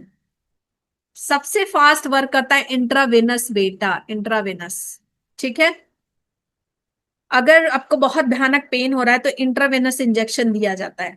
Which of the following should be done after administrating a drug? क्या करना है अभी बताया मैंने, ड्रग को देने के बाद भाई रिकॉर्ड रखना है। किसको दवाई दे गई, बार बार एक ही बंदे को दवाई जाके नहीं पिलाओगे या बार बार एक ही बंदे को इंजेक्शन नहीं लगाओगे। What is the primary purpose of the right documentation rule? To maintain legal record of drug administration, कि लीगल रिकॉर्ड रख सको कि भाई उस बंदे को कभी कुछ हो गया ना तो तुमने कितना दवाई दिया था, कि कब दिया था, सब पता चले। विच of the following drug forms is use for rectal administration? किस तरह का ड्रग रेक्टल पार्ट से दिया जाता है? That is suppositories, that is suppositories. Capsule तो देंगे नहीं, है ना, टैबलेट नहीं देंगे, इनहेलर वहां से यूज नहीं कर सकते, suppositories. Osteoporosis is characterised by, osteoporosis एक ऐसा साइलेंट किलर है बेटा, है ना, फीमेल्स में होता है ड्यू टू लॉस ऑफ या lack of estrogen, lack of estrogen, estrogen, estrogen की कमी से होता है। और ये ईस्ट्रोजेन कम कब हो जाता है? मेनोपॉज के बाद। ठीक है, जरूरत नहीं रह जाती है, फॉलिकल बनाना नहीं है। ठीक है, तो ईस्ट्रोजेन की कमी होने की वजह से ना क्या हो जाता है कि लॉस ऑफ बोन मास हो जाता है, डेंसिटी, और फ्रैक्चर कॉज होता है, इजिली फ्रैक्चर। अगर उनको थोड़ा भी कुछ हुआ तो इजिली फ्रैक्चर हो जाएगा मदर्स को, तो इसलिए मदर्स का ध्यान रखना चाहिए, specially after 40। Paget disease affects which organ system? That is skeletal system, skeletal system को अफेक्ट करता है। Which of the following is chronic lung disease cause by damage to the alveoli? Alveoli को affect कौन करता? अभी हमने alveoli emphysema, alveoli emphysema, asthma में आपका ब्रोंकाई, ठीक है, ब्रोंकियोल, एम्फीजेमा, एम्फीजेमा। और ज्यादा ऑक्सीजन है तो क्या होगा? लैक ऑफ ऑक्सीजन है, ज्यादा ऑक्सीजन से तो नहीं होता है। टाइडल वॉल्यूम वगैरह पता रखना। टाइडल वॉल्यूम वगैरह जो है ना बेटा, उसको निकालने की बहुत बढ़िया ट्रिक होती है। एक तो टायर से हम याद करते हैं, टायर से याद करते हैं, और वाइस वाइफ से याद करते हैं। ठीक है, ये बहुत बढ़िया ट्रिक मैंने बताई हुई है। फिर उसके बाद आपका आता है कि अगर कम है ना, कम है ऑक्सीजन टिश्यू में, तो उसको क्या बोलते हैं? हाइपोक्सिया। अगर है ही नहीं तो उसको क्या कहते हैं? अगर ब्लड में कम है, ठीक है, तो उसको क्या कहते हैं? कोविड के टाइम पे ये सब टर्म बहुत ज्यादा यूज हुए थे। Diabetes mellitus is caused by A deficiency of which hormone? That is insulin. Which antigen is responsible for RH factor in blood group? RH factor, very very important।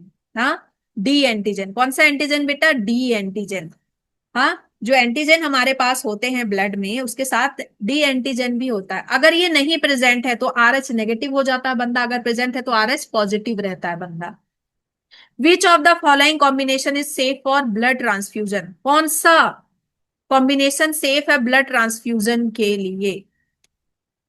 ए से, ए donor है, B recipient है तो सही है। ओ है किसी को भी दे रहा है।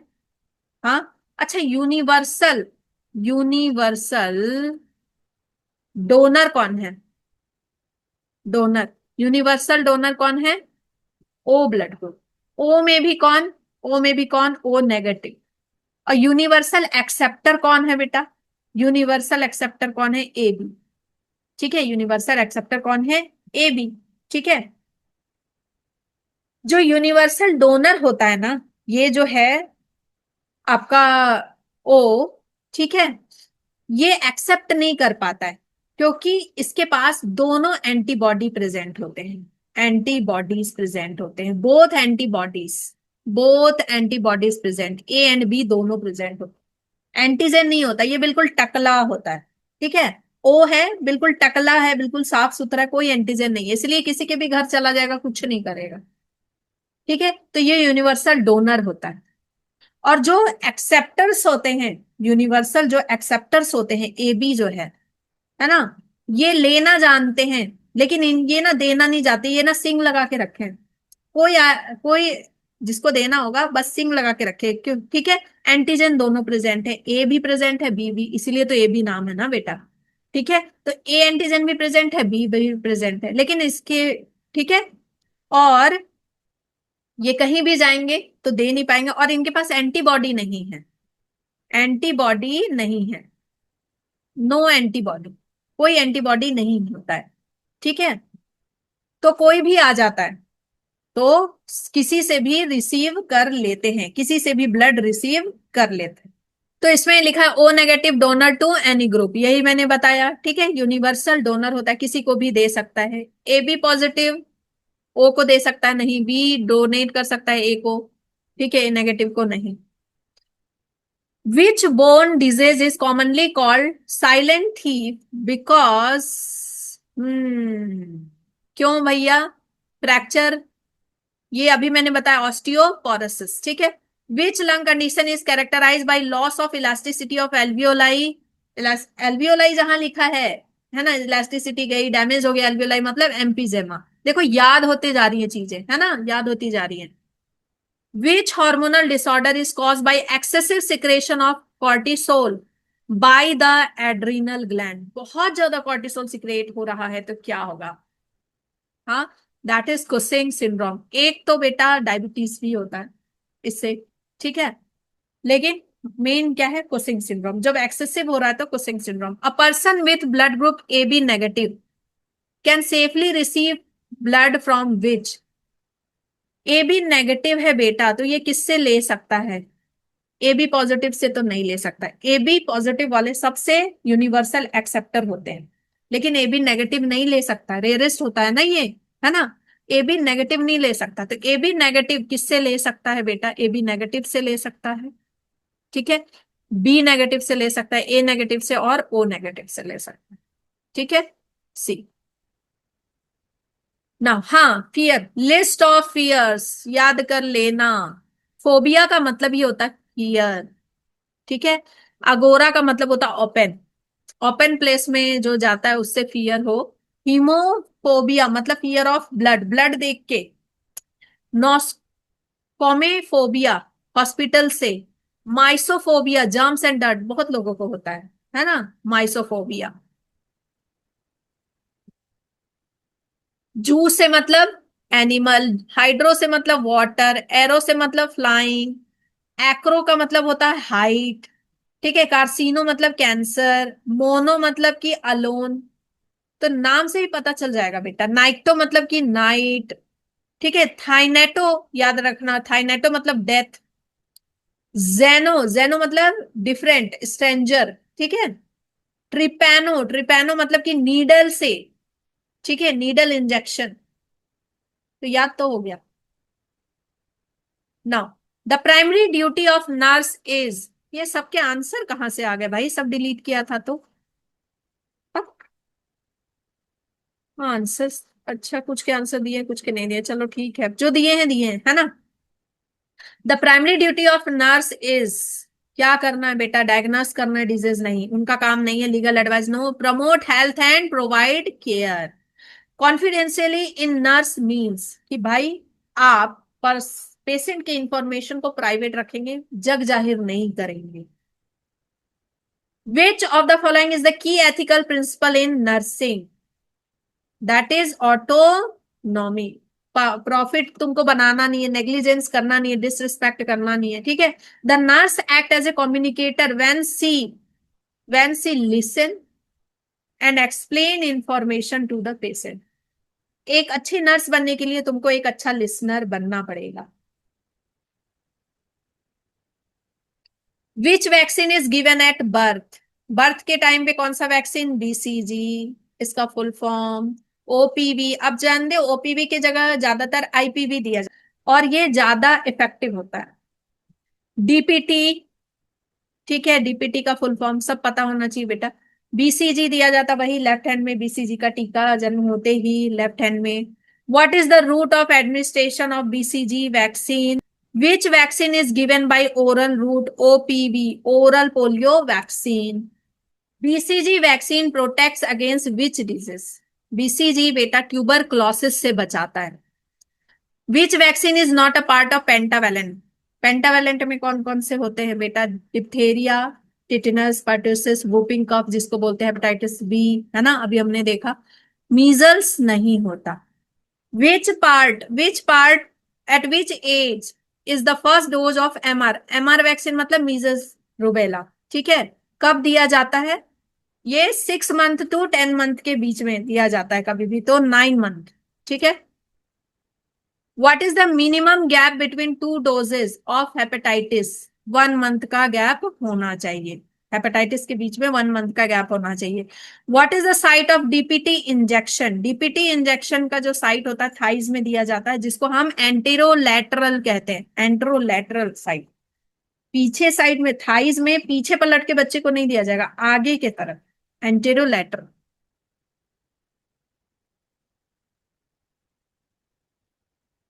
Which vaccine protects against 5 diseases? That is pentavalent. Which of the following vaccine is heat sensitive? OPV, oral polio vaccine. ठीक है। What is the first step in administrating first aid? First aid करने के लिए सबसे पहला step क्या है? Assess करना सिचुएशन, कि हाँ भाई फर्स्ट स्टेप देना है या नहीं देना है। किसी को शॉक आया तो भाई पहले असेस करोगे कि क्या हुआ है। What is the compression to ventilation ratio in CPR? Compression to ventilation ratio CPR में मतलब कि कितने बार कंप्रेशन देना है एडल्ट में। एडल्ट में अलग होता है, बच्चों में अलग होता है। तो एडल्ट में कंप्रेशन कितने बार देना है? 30 टाइम, यहाँ पे 30 टाइम कंप्रेशन देना है। फिर 2 बार mouth to mouth breathing, ventilation जिसको बोल रहे हैं, कंप्रेशन टू वेंटिलेशन रेशियो 30:2 और सीपीआर का फुल फॉर्म पता होना चाहिए। Which artery is commonly use to check pulse during CPR? वाह वाह वाह वाह, आंसर ही गायब है।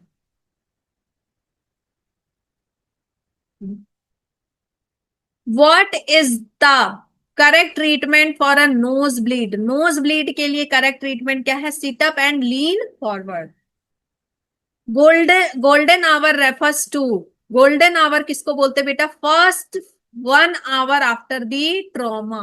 कोई ट्रॉमा है उसका first 1 hour is the golden hour, उस समय बच गया तो बच गया। The universal sign for choking is grabbing the throat, ऐसे पकड़ लेता है ना कोई भी। Which artery is commonly use to check pulse during CPR? That is carotid artery. दिखाया था कैसा होता कैरोटिड आर्टरी, कहाँ पे होगा आपका carotid artery. The best position for a person in shock is lying flat with legs elevated. अच्छा ये बता दिया अभी, ये पहले आ गया, पता नहीं ऊपर नीचे कैसे हो रहा है। What should be applied to a burn in first aid? First aid में सबसे पहले क्या? कूल रनिंग वाटर में रखना है 10 मिनट तक। Which type of fracture breaks the skin? Compound fracture. Fracture बहुत तरह के होते हैं। कंपाउंड फ्रैक्चर में क्या होता है कि जो हड्डी है ना वो ऐसे टूटती है कि जो स्किन है उसको भी ब्रेक कर देती है, स्किन के जो टिश्यूज वगैरह उसको भी ब्रेक ब्रेक कर देती है। कितने तरह की होती है, क्या क्या होता है, सब बता चुकी हूँ। हेलमिच manoeuvre is used for choking, choking में यूज होता है। First aid for sprain include RICE method. कोई स्प्रेन है किसी तरह का, मोच है ना, लिगामेंट में कहीं कुछ आया है दिक्कत, तो राइस मेथड। अभी हमने देख लिया राइस मेथड क्या होता है, ठीक है। What is the first aid for chemical in eye? आंख में अगर केमिकल चला गया है तो क्या फर्स्ट एड होगा बेटा? Wash with water. सबसे पहले हम क्या करेंगे? वॉश करेंगे। What is the first aid for an unconscious person? कोई अनकॉन्सियस हो गया, सबसे पहले हम क्या करते हैं? हिलाते हैं उसको ना, shake vigorously. When performing CPR, chest compression should be delivered at the rate of, chest compression जो दे रहे हैं वो किस रेट पे होना चाहिए? 140 to 160 per minute, 140 to 160 per minute. Bleeding from vein appear as, vein से जो ब्लड जाती है, ब्लीडिंग होती है वो स्लो एंड स्टीडी होती है, और आर्टरी से होती है तो बिल्कुल फव्वारे की तरह बहुत प्रेशर में होता है ना। वेन से जो ब्लड आती है स्लो स्टीडी होता है, तभी इसीलिए इसी का यूज किया जाता है ब्लड टेस्ट के लिए। Okay, the most awaited part कि भाई न्यूमेरिकल्स हम कर चुके हैं, फिर से करेंगे। 1 ग्राम में 1000 mg होगा, 1 mg में 1000 mcg होगा, ये बिल्कुल याद रखना। 1 लीटर में 1000 ml, क्योंकि आपको कन्वर्ट करने आएगा, लीटर में दिया होगा, एमएल में निकालना होगा दवाई। 1 टीस्पून में 5 ml आता है, एक छोटी जो टी स्पून होती है इसमें 5 ml, 1 टेबल स्पून में 15 ml आता है। तो आपको क्वेश्चन ऐसे आएगा, 1 टीस्पून में, हाँ 5 ml, तो 15 टीस्पून में कितना ml, ना तो पता होगा ना बेटा, 15 × 5, ठीक है। 1 आउंस, 1 आउंस मतलब कि 30 ml, 1 ounce equal to 30 ml, 1 ml is equal to 1 cc, cubic centimetre, ठीक है। 1 cc मतलब cubic centimetre. 1 ml equal to 20 drops, पिछले बार मैंने 15 ड्रॉप बता दिया, दैट इज इनकरेक्ट, ठीक है, 20 ड्रॉप्स होता है। 1 ml इक्वल टू 20 ड्रॉप, ठीक है। तो आपको ऐसे क्वेश्चन आ सकता है, 1 ml देने को बोला, मतलब कितना ड्रॉप लगेगा, ठीक है। 5 टीस्पून, 5 टीस्पून में कितने ml होंगे, 1 टीस्पून में 5 ml, तो 5 टीस्पून में कितने ml, 25 ml। 20 cc में कितना ml होगा, 20 ml ही होगा, क्योंकि 1 cc is equal to 1 ml। ना फॉर्मूला ऑफ डोजेस कैलकुलेशन, दवाई देनी है तो कैसे डोज कैलकुलेट करना है, जो पढ़ चुके हो वो जानते हो, अच्छे से क्वेश्चन सॉल्व कर सकते हो, जो नए हो सुनो ध्यान से। अगर डोज, जैसे आपके पास दवाई कुछ अलग क्वांटिटी में रहती है और डॉक्टर ने कुछ और बोला है, डोज टू बी गिवन, ठीक है, कितना डोज देना है, जैसे डॉक्टर ने बोला कि भाई 250 mg देना है, लेकिन तुम्हारे पास जो अवेलेबल है, मतलब कि ऑर्डर, ऑर्डर सबसे ऊपर रहेगा ना, जो ऑर्डर किया कस्टमर ने वो सबसे ऊपर, फिर अवेलेबल तुम्हारे पास क्या है, वो नीचे। ऑर्डर ऊपर में, अवेलेबल तुम्हारे पास कितना है, ठीक है, और क्वांटिटी कितनी, ठीक है। ऑर्डर हुआ कि 250 mg देना है और अवेलेबल है तुम्हारे पास 500 mg, कितना अवेलेबल है, 500 mg, और वो भी 2 ml में, जो दवाई है 2 ml है, उसमें 500 mg प्रेजेंट है तुम्हारे पास, ठीक है। तो ये क्वांटिटी हो जाएगी, तो आंसर क्या आ जाएगा, 250/500 × 2। ये देख के भी पता चल रहा है बेटा कि भाई 250 mg बोले हैं देने के लिए, तुम्हारे पास 500 mg 2 ml में होगा, तो आपके पास कितना हो जाएगा बेटा, 1 ml में 250 mg हो जाएगा। हाँ, अगर यूनिटरी मेथड जिसको आता है वो अच्छे से बना लेगा ये सब question. IV flow rate, drops per minute कितना होगा, देखो formula, volume into drop factor by time, बहुत इजी है, ध्यान से सुनो। जैसे डॉक्टर ने बोला कि 1000 ml देना है, इस पेशेंट को 1000 ml देना, तो एक बार में तो नहीं दे दोगे ना, 1000 ml मतलब 1 लीटर बेटा, हाँ। तो 1 लीटर देना है कब, 8 घंटे में, 1 लीटर स्लाइन चढ़ाना मान लो 8 घंटे में देना, यूजिंग, जो ड्रॉप है ना वो काउंट करती है ना नर्स आके, 15 ड्रॉप, ऐसे घड़ी लेके काउंट करती है, 15 ड्रॉप पर एमएल के सेट से। जो एमएल का सेट वो अलग अलग आता है, कोई 15 का आता है, कोई 20 का, कोई 10 का, तो 15 ड्रॉप पर एमएल के सेट से आना चाहिए, ठीक है। Volume into drop factor by time, कभी कभी आप बोलते हो तेज कर दो यार, तेज कर दो, तो आपको ठंडा सा लगने लगता है यहाँ पे। हम्म।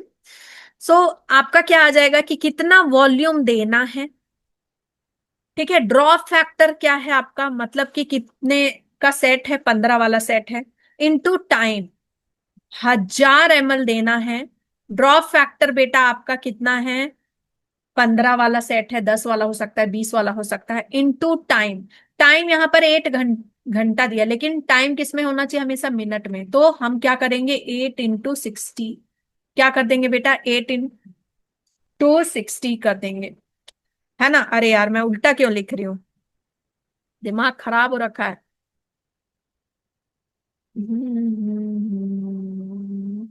तो यहाँ पे क्या हो गया बेटा, 1000 × 15 ड्रॉप फैक्टर, और बाई में टाइम, तो टाइम हमारा आवर में है तो मिनट में कन्वर्ट करें, मिनट में कन्वर्ट करें मतलब ज्यादा आना चाहिए, तो 60 से मल्टीप्लाई, और अगर मिनट में दिया आवर में कन्वर्ट करना है तो डिवाइड, ठीक है। ml पर आवर निकालना है, total volume by time, 500 ml है 5 आवर में, तो 1 घंटे में कितना, ये तो आराम से निकालोगे ना, 5 घंटे में इतना ml, तो 1 घंटे में कितना, डिवाइड करेंगे। आपको पता है ना, ज्यादा दिया होता कम निकालते तो डिवाइड करते हैं। डोजेस बाय वेट, बच्चे को पर हर वजन पे कितना डोज देना है, मतलब 10 kg का बच्चा है और वजन के हिसाब से 5 mg पर केजी देना, तो 10 kg का है तो 10 × 5, ठीक है। अब चलो इसके क्वेश्चन कर लेते हैं। Patient need 1.5 litre of IV fluid over 12 hour. 1.5 litre देना है बेटा 12 घंटे तक। ठीक है, टाइम नीचे आ जाएगा और आपका ऊपर आ जाएगा कितना क्वांटिटी है। यहाँ पे सेट नहीं दिया है, ड्रॉप फैक्टर नहीं है। ठीक है, तो यहाँ पर जो 1.5 लीटर है इसको मिलीलीटर में कन्वर्ट करेंगे, तो इनटू क्या करेंगे 1000 करेंगे, तो पॉइंट हटेगा तो 1500 ही रहेगा। तो इसको जब हम डिवाइड करेंगे तो कितना आ जाएगा बेटा?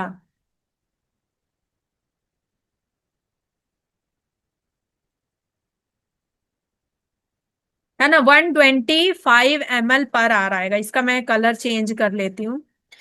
अ medication is prescribe at 20 mg per KG. तुम्हारा वजन है, ठीक है, जो भी है, मान लो 70 kg के हो तुम, उसमें 20 mg पर केजी देना है, तो 70 × 20। ये बंदा 25 kg का है तो 25 × 20 कितना हो जाएगा बेटा? 25 × 2 = 50, 500 mg। ऐसे ही आपका बीएमआई का निकालने आएगा। हाइट रहेगा, ठीक है, और वेट रहेगा आपका दिया हुआ, तो वेट बाई हाइट नहीं कर लेना है, सेंटीमीटर में कन्वर्ट कर देना है। डरना नहीं है।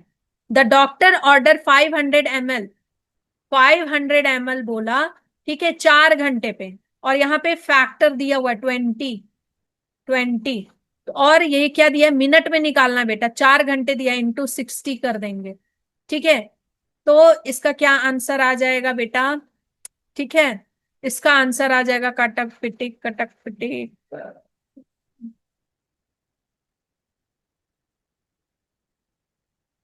ठीक है, इसका आ जाएगा 42 के आसपास। ठीक है, you have 400 mg in 5, you have 400 mg in 100 ml, how many ml you have give to administer 160 mg? 400 mg बेटा 100 ml में, 100 ml में 400 mg है। ठीक है, अब तुमको कितना ml लगेगा, कितना ml will you give to administer 160 mg?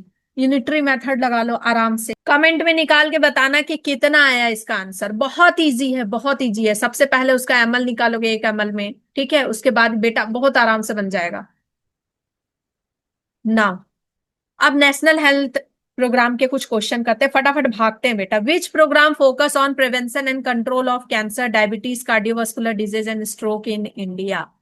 कौन सा प्रोग्राम है बेटा? NPCDCS। देखो यहाँ पे मैंने बताया था ना, नेशनल प्रोग्राम। सी फॉर आपका कैंसर है, डायबिटीज है, कार्डियोवास्कुलर डिजीज है, स्ट्रोक है। ठीक है, उसी में नाम छुपा हुआ रहता है बेटा। मिशन इंद्रधनुष, मिशन इंद्रधनुष किसके लिए था बेटा? वैक्सीनेशन कवरेज के लिए था। जननी सुरक्षा, जननी मतलब लेडीज की सुरक्षा करनी है, कब करनी? डिलीवरी के टाइम पे। ठीक है, प्रमोट इंस्टीट्यूशनल डिलीवरीज, ठीक है, प्रमोट इंस्टीट्यूशनल डिलीवरीज, यहाँ पे डिलीवरी के बाद और बेनिफिट्स भी मिलता है इनको। Which national programme is targeted at eliminating tuberculosis in India? Tuberculosis हटाने के लिए स्पेशली इसमें क्या होगा? टी होना चाहिए, टी फॉर ट्यूबरक्लोसिस, तो NTEP। ठीक है, elimination programme, tuberculosis, national tuberculosis elimination programme. What is the main objective of Rashtriya Bal स्वास्थ्य कार्यक्रम? स्वास्थ्य कार्यक्रम है तो क्या करेगा बेटा? Detection and intervening of childhood disease. ठीक है, बाल है ना, बल क्यों पढ़ रहे? बाल, बच्चों का डिजीज डिटेक्ट करना है। Under which programme Asha, Asha work किसके अंदर? Accredited social health, accredited social health किसके अंदर करती बेटा? National health mission. National rural health mission हो सकता है, national urban health mission. National rural health mission कब हुआ था और नेशनल अर्बन हेल्थ मिशन कब हुआ था? Hmm physician want central nervous catheterisation, ये मैं बता चुकी हूँ कि कैथराइजेशन क्या होता है। हाँ, ट्यूब डाली जाती है ना यहाँ पे स्लाइन वगैरह चढ़ाने के लिए, catheterization. Nurse has to know which vein he should make use of. कौन सा बेटा? ये यहाँ वाला vein, that is basilic vein. ठीक है, बेसिलिक वेन, या फिर इधर का वेन यूज किया जाता है, that is basilic vein, central venous catheterization के लिए। Injury to which part of the brain is particularly like to cause death? That is medulla because it is related to your respiratory system, heart system. What is the normal range of fasting food blood sugar in mg per deciliter? That is 100 to 150. 100 to 150. What test measure kidney function? Kidney function के लिए LFT नहीं, ये तो liver function test है। ECG नहीं, electrocardio है। RFT that is renal function test. Widal test is use to diagnose. Widal test किसके लिए होता है? टाइफाइड। टाइफाइड किससे होता है? ESR stand for, ESR stand for बहुत डिटेल में बताया था तुमको, एरिथ्रोसाइट सेडिमेंटेशन रेट। ये ब्लड डोनेशन के टाइम पे स्पेशली चेक किया जाता है, ये बताता है कि इंफ्लेमेशन बॉडी में है कि नहीं है। A patient with kidney failure should visit which department?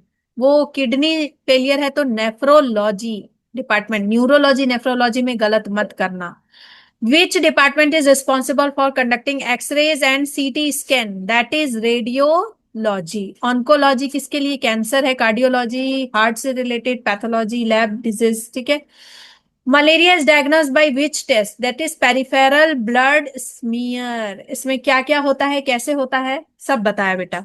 Which test is use for diagnosis hepatitis B? Hepatitis B diagnose करने के लिए बेटा HBsAg है। VDRL तो वेनरेबल डिजीज के लिए होता है, जैसे सिफिलिस हो गया, STI। CBC पूरा ब्लड काउंट के लिए है, कलेक्टिवली ब्लड काउंट के लिए है। क्रिएटिनिन आपका लिवर किडनी से रिलेटेड है। Which of the following is considered the entry level nursing position, nursing hierarchy? इसके दो क्वेश्चन लिए मैंने। दैट इज एंट्री लेवल में आपका स्टाफ हो गया। What is the role of assistant nurse superintendent? Generally इनको LPN भी बोलते हैं, है ना, license practitioner nurse. What is the role of assistant nursing superintendent? उनका क्या काम होता है? Supervise ward management. Who manage the delivery and care of pregnant women? Obstetrician, gynaecologist and obstetrician, ठीक है। ये दोनों रोल होते हैं उनके। जब कोई प्रेग्नेंट लेडी जाती है ना, तो गायनेकोलॉजिस्ट तो होती है, साथ में क्या होती है? ऑब्स्टेट्रिशियन होती है। Which department would treat a child with high fever and cough? कौन बच्चों को कौन देखता है? पीडियाट्रिक्स देता है। ENT क्या होता है? आई नोज थ्रोट होता है या ईयर नोज थ्रोट होता है? बताना। आई नोज थ्रोट होता है या ईयर नोज थ्रोट? ये कंफ्यूज करेगा तुमको। What does the pathologist primarily do? क्या करता है पैथोलॉजिस्ट? ऑपरेट नहीं करता है, परफॉर्म नहीं करता, ये क्या करता है? Diagnose disease through lab test. The main role of the OPD? OPD out patient department, मतलब OPD मतलब कि बाहर बाहर तुम देखो, तुमको एडमिट नहीं करेंगे, बाहर बाहर देखेंगे और तुमको भेज देंगे। Provide initial consultant and diagnosis, जो जाते हो ना हॉस्पिटल में, OPD में जाते हो ना। Gender age class religion type of disease and blood group measured on nominal scale. Ordinal तो बेटा नंबर होता है, आर्टिकल्स में पढ़ लिया वो।